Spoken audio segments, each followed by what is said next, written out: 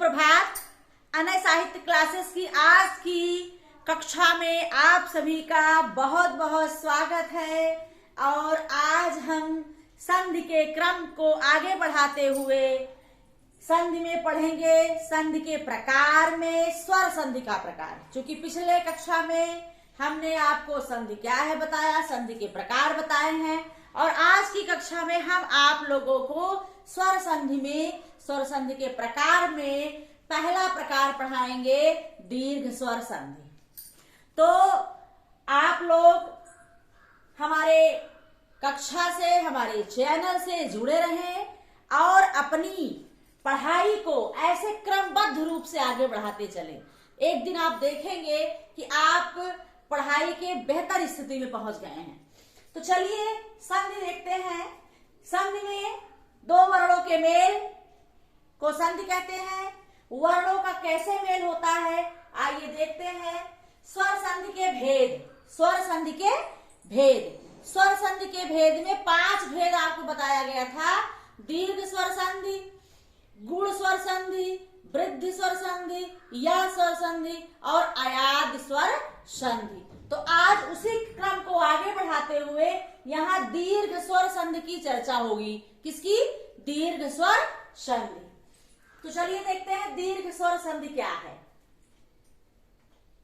एक ही स्वर के अर्थात सवर्ण स्वर के दो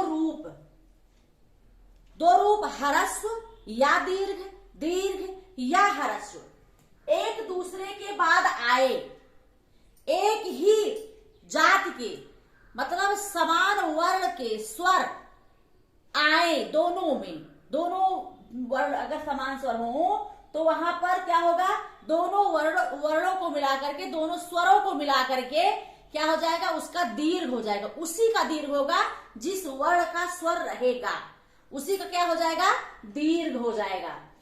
एक ही स्वर के अर्थात सवर्ण मतलब एक ही जाति के दोनों स्वर आए, चाहे दोनों ह्रस्व हो, चाहे दोनों दीर्घ हो, या एक दीर्घ या एक ह्रस्व हो, जिस भी स्थिति में हो दोनों समान वर्ण के होने चाहिए, समान स्वर होने चाहिए। तो दोनों का क्या हो जाता है, दीर्घ हो जाता है। मतलब उसी वर्ण का जो स्वर है वो दीर्घ हो जाता है। तो ये क्या है आपका दीर्घ स्वर संधि। आइए देखते हैं कि दीर्घ स्वर संधि कैसे समान होकर के दीर्घ होता है। जैसे यहाँ ह्रस्व आ है, ह्रस्व आ है, दोनों का क्या हो जाएगा, दीर्घ आ हो जाएगा, या आ जिसे कहते हो जाएगा। यहाँ पर ह्रस्व आ है, यहाँ पर दीर्घ आ है, आ हो जाएगा। तो यहाँ पर देख रहे हैं आ, ये बड़ा आ हो गया, आ बड़ा आ हो गया। मतलब अगर दोनों, चाहे इसमें दीर्घ हो चाहे इसमें दीर्घ हो, चाहे दोनों अगर दीर्घ होंगे तब भी दीर्घ होगा, दोनों ह्रस्व होंगे तब भी ह्रस्व होगा, दोनों अगर एक ह्रस्व एक दीर्घ होगा तो जिस भी स्थिति में रहेगा दोनों को क्या हो जाएगा, दीर्घ हो जाएगा। जैसे इसी प्रकार से ई में देखते हैं, छोटी ई बराबर बड़ी ई, छोटी ई बराबर बड़ी ई, छोटी ई बराबर बड़ी ई, बड़ी ई बराबर बड़ी ई। यदि पहले वर्ण के अंतिम में छोटी आएगा, दूसरे वर्ण के शब्द के अंतिम में प्रारंभ में छोटी आएगी तब भी बड़ी ई होगी। मतलब दोनों में संधि करने के बाद पहले शब्द के अंत में दीर्घ होगा और दूसरे शब्द के प्रारंभ में ह्रस्व होगा। दोनों कंडीशन में दीर्घ ही होना है। इसी प्रकार से ऊ बराबर बड़ा ऊ, छोटा ऊ, बड़ा ऊ बराबर बड़ा ऊ, बड़ा ऊ बराबर छोटा ऊ बराबर जो है बड़ा ऊ, बड़ा ऊ बराबर बड़ा ऊ। मतलब किसी भी कंडीशन में, चाहे वो ह्रस्व हो चाहे दीर्घ हो, चाहे दोनों में दीर्घ हो, चाहे एक में ह्रस्व हो एक में दीर्घ हो, किसी भी कंडीशन में जब समान स्वर होंगे तो वहां उसका क्या हो जाएगा, दीर्घ हो जाता है। इसी प्रकार से री बराबर री हो जाता है। आइए इसको संधि विच्छेद करके इसको तब समझते हैं अच्छी तरह से। जैसे धन अर्थी, यहाँ पर धन में अंतिम वर्ण में ना में क्या है, आ है, और धन ये क्या है, अर्थी है, दोनों ह्रस्व है, तब भी क्या हो जाएगा इसका दीर्घ। तो क्या बना ये, धनार्थी। क्या बना, धनार्थी। ठीक, उसी प्रकार से कुश धन आसन है, स में क्या है, आ है, आ प्लस यहाँ आसन में बड़ा आ है, बराबर क्या हो गया यहाँ पर बड़ा आ, क्या बन गया, कु सा श न। इसी प्रकार से कदा धन अपि है, दा में बड़ा आ है, अपि में छोटा है, तो यहाँ पर बड़ा प्लस छोटा आ बराबर क्या हो जाएगा, बड़ा आ। मतलब दोनों स्थिति में चाहे छोटा हो चाहे बड़ा हो, आपको यही ध्यान देना है यहाँ पर पहले शब्द के अंतिम में समान स्वर हो और दूसरे शब्द के प्रारंभ में समान स्वर हो। अगर चाहे दोनों आ हो, चाहे दोनों ई हो, चाहे दोनों उ हो या री हो, किसी भी कंडीशन में दोनों समान स्वर होंगे तो वहां पर दीर्घ स्वर होगा, और उसी स्वर में जिसका समान स्वर होगा उसी का दीर्घ स्वर इसमें हो जाता है। ठीक है, तो आपको जैसे कदापि इसका हो जाएगा, कदा धन अप बराबर क्या होगा, कदापि। इसी प्रकार से परम धन आत्मा, तो यहाँ पर माँ में भी आ है प्लस आत्मा में भी आ है, बराबर क्या हो गया, बराबर हो गया दीर्घ आ, बड़ा आ, तो इसको जोड़ेंगे तो बन जाएगा परमात्मा। पहचानने के लिए आपको ध्यान देना पड़ेगा कि पहले शब्द के अंतिम में आ हो, दूसरे शब्द के प्रारंभ में आ हो, दोनों चाहे दीर्घ हो चाहे दोनों ह्रस्व हो, या एक ह्रस्व या एक दीर्घ हो, किसी भी कंडीशन में उसी समान वर्ण का स्वर दीर्घ हो जाएगा। तो आप ये पहचानने के लिए ध्यान देना पड़ेगा कि आ हो, ई हो, उ हो अथवा री हो, क्या होगा, ये दीर्घ स्वर होगा। इसी प्रकार से आगे देखते हैं आत्मानंद, इसका होगा संधि विच्छेद, आत्मा धन आनंद। ठीक, अब आप देखो कि यहाँ माँ में भी दीर्घ आ है, आनंद में भी दीर्घ आ है, दोनों का बना हो जाएगा बड़ा आ। तो ये पहचानने के लिए दीर्घ स्वर संधि है, दोनों में समान स्वर होंगे, चाहे दीर्घ चाहे ह्रस्व। और जैसे विद्याधन अध्ययन, विद्या में भी, विद्या में देखिए आ है, अध्ययन में भी आ है, एक में दीर्घ है एक में ह्रस्व है, दोनों कंडीशन में बन जाएगा आ। इसीलिए ये नियम बता दिए हैं, इसको आप नोट कर लेंगे तो समझने के लिए आपको बहुत ही सहायता देगा। विद्याधन अध्ययन का क्या हो जाएगा, विद्याध्ययन, क्या हो जाएगा, विद्याध्ययन। ठीक, इसी प्रकार से ये आ के उदाहरण है। अब ई में कैसे दीर्घ होता है आइए देखते हैं।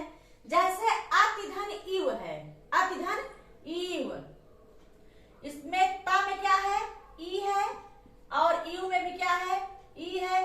पहले शब्द के अंतिम वर्ण में समान स्वर ई हो और दूसरे शब्द के प्रारंभ में ई हो, दोनों का क्या हो जाएगा, दीर्घ हो जाएगा। तो क्या हो जाएगा इसका, अतीव, क्या हो जाएगा, अतीव, क्या है, दीर्घ स्वर संधि है। इसी प्रकार से इसी क्रम में आगे देखो, अभिधन ईष्ट है, भा में क्या है, ई है, और ईष्ट में भी ई है, दोनों मिलाकर के दीर्घ ई हो जाएगा। तो इसका क्या हो जाएगा, अभीष्ट, क्या होगा, अभीष्ट। समान स्वर होंगे, चाहे ई होगा चाहे आ होगा, उ होगा अथवा री होगा, दोनों का दीर्घ हो जाएगा, दोनों मिलाकर के। ऐसे है गिरीश, गिरधन ईस, तो रा में क्या है, ई है, ई में क्या है, ई है, बराबर हो गया दीर्घ ई, बड़ी ई जिसे कहते हो। तो इसका क्या हो जाएगा, गिरधन ईस का गिरीश। ठीक, इसी प्रकार से रविधन ईस है, वा में भी क्या है, ई है, और ईस में भी क्या है, ई है, दोनों का हो जाएगा दीर्घ ई। तो रविधन ईस का क्या हो जाएगा, रवीश, क्या हो जाएगा, रवीश।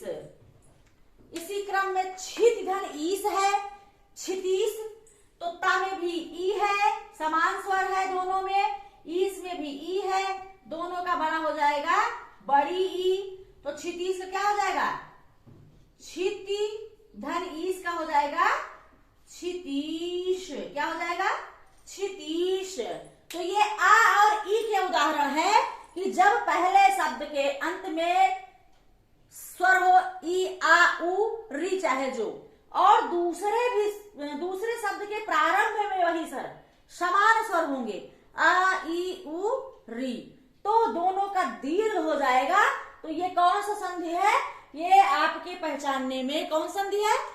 ये है आपका दीर्घ स्वर संधि। अब आइए उ का उदाहरण देखते हैं। भान धन उदय, तो यहाँ भानु में भी उ में भी क्या है? न में भी उ है, उदय में भी उ है, दोनों ह्रस्व है, उससे कोई फर्क नहीं है, दोनों का दीर्घ हो जाएगा। तो इसका क्या हो जाएगा? भानु धन उदय का क्या होगा संधि? भानुदय। क्या होगा? भानुदय। जैसे बधू धन उत्सव, बधूत्सव, तो क्या हो जाएगा? ध में भी क्या है? उ, उत्सव में भी है उ, दोनों का दीर्घ हो गया बड़ा उ, इसका संधि क्या होगा? बधूतशव। क्या हो जाएगा? बधूतशव। ठीक इसी प्रकार से सुधन उक्ति बहुत महत्वपूर्ण है। सूक्ति परीक्षाओं में लगातार पूछी गए हैं कई बार। सुधन उक्ति का क्या हो जाएगा? यहाँ स में भी उ है और उक्ति में भी उ है, दोनों मिलाकर के बड़ा उ हो जाएगा। इसका क्या हो जाएगा? बड़ा सा में क्या लगेगा? बड़ा उ, सूक्ति। सुधन उक्ति का क्या होगा?